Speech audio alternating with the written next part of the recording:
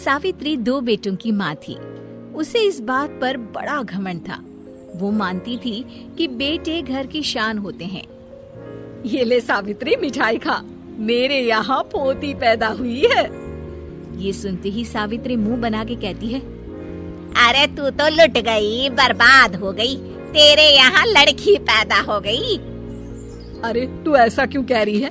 मैं तो बहुत खुश हूँ। अरे जब तेरी पोती के पीछे तुझे खर्चे पर खर्चे करने पड़ेंगे ना, तब ये तेरी सारी खुशी गम में बदल जाएगी। पहले लड़की की पढ़ाई लिखाई का खर्चा, फिर उसकी शादी का खर्चा। अरे आजकल की शादियाँ कितनी महंगी हो गई है। गहने बनाओ, लाखों रुपए पानी की तरह बह जाते हैं। लड़कियाँ तो सिर्फ खर्चा करवाने के लिए ही पैदा होती हैं। इस तरह लड़कियों के प्रति अपने विचार व्यक्त करते हुए सावित्री ममता को लंबा चौड़ा भाषण देके चली जाती है। अब तो आप लोग इस कहानी में सावित्री देवी का पात्र अच्छी तरह समझ ही गए होंगे। कुछ समय बाद सावित्री की बड़ी बहू भी एक लड़की को जन्म देती है। फिर क्या था, सावित्री पूरा आसमान सर पर उठा लेती है। हे भगवान, ये तू मुझसे किस जन्म का बदला ले रहा है?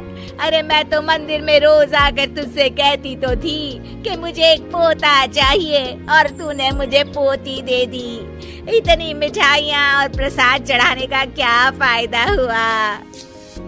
तभी सावित्री की बहू निशा कहती है, क्या माँ जी, आप भी इतनी सी बात पर नाराज हो गई हैं? देखिए तो आपकी पोती कितनी सुंदर है, बिल्कुल आप पर गई है।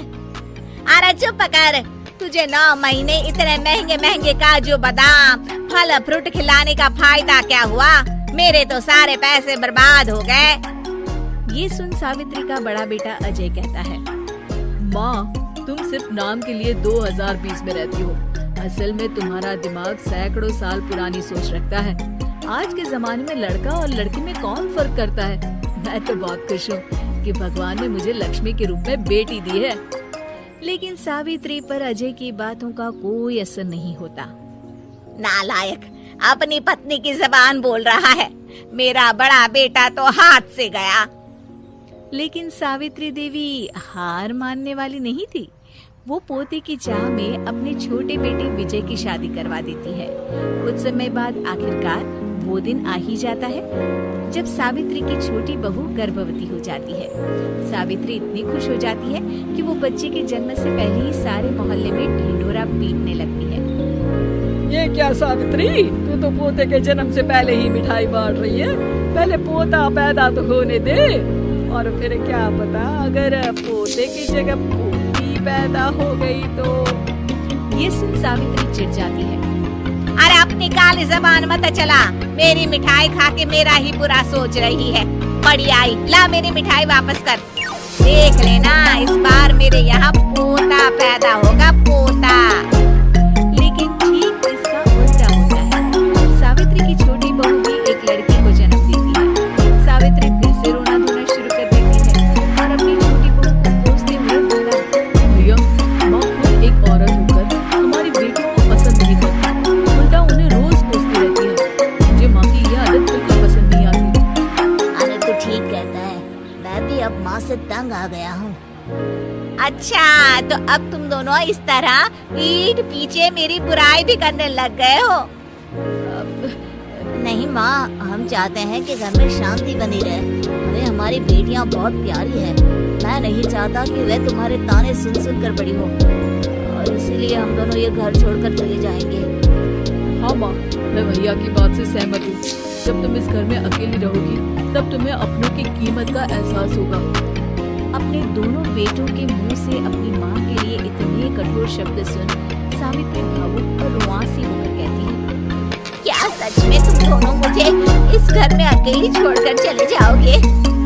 हाँ माँ। हाँ माँ, अब पानी सर के ऊपर जा चुका है।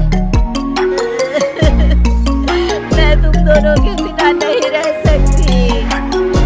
अपनी सास के आंसू देख अजय और विजय की पत्नी अपने पतियों से लड़ती है। अरे जिसे जाना है वो जाए, मैं माँ जी को छोड़कर कहीं नहीं जाने वाली। अभी आप ये क्या कह रही हैं? वही जो तुम सुन रहे हो, दीदी बिल्कुल सही कह रही है। हम बेटियों के संस्कार हमें सिखाते हैं कि सास माँ समान नहीं बल्कि माँ ही होती है और उस माँ की जिंदगी भर सेवा की जाती है। बेटे अपना फर्ज भूल सकते हैं, लेकिन बेटियां नहीं। आप दोनों शौक से जा सकते हैं। माँ जी, हम दोनों के रहते आपको किसी बात की फिक्र करने की जरूरत नहीं। फिर क्या था, सावित्री के ऊपर छाए बेटों के घमंड के बादल उसकी बेटी स्वरूप बहुओं के तेज के आगे आंसू के रूप में परिवर्तित होकर सावित्री की आंखों से बहने लगते हैं और वो उन दोनों को गले लगा लेती है। मैं जिंदगी भर बेटियों को खोजती रही, लेकिन आज तुम दोनों को देख मुझे समझ आ गया कि बड़े अभागे होते हैं वो लोग